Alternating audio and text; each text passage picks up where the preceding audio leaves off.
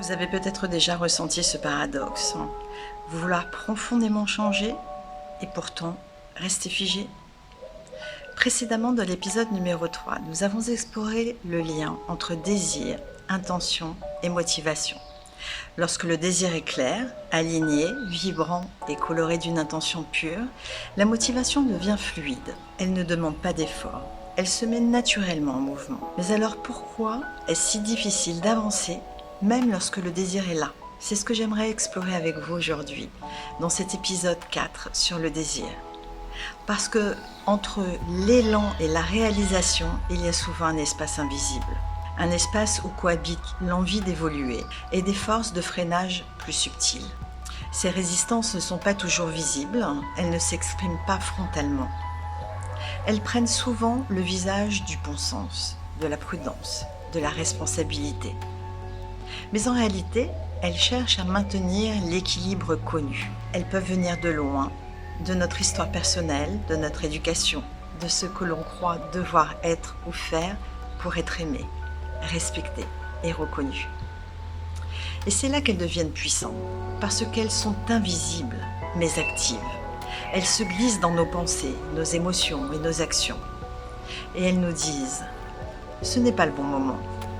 Tu n'es pas encore prêt ou prêt. Attention, tu risques de tout perdre là. » Et parfois, on les croit. Alors on reste là, coincé entre le désir d'avancer et la peur de perdre ce que l'on connaît, parce que c'est confortable. C'est pour cela qu'il est si précieux de les écouter.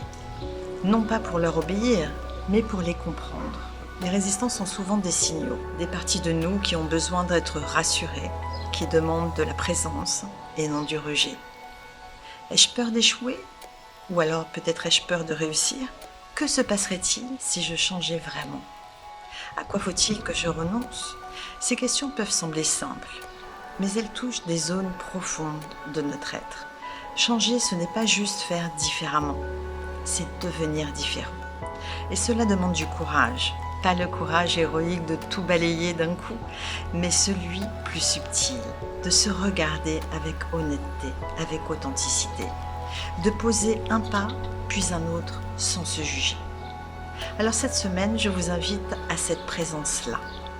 Prenez le temps d'observer vos résistances. Donnez-leur un nom, une voix, une intention. Et demandez-vous, qu'est-ce que cette peur veut protéger exactement? Est-ce encore nécessaire aujourd'hui?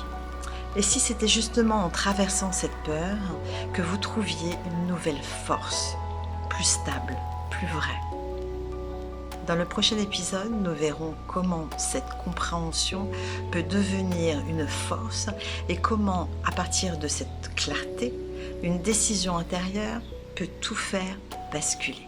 En attendant, soyez douce et doux avec vous et regardez vos résistances comme des gardiennes, non pas des ennemis à combattre, mais des alliés qui veillent sur ce que vous avez été et qui attendent patiemment d'être rassurés pour vous laisser devenir ce que vous êtes en train de devenir. Ici commence le changement. Dans la description de cette vidéo, vous trouverez le lien de téléchargement de votre atelier 4 sur le désir. À très vite.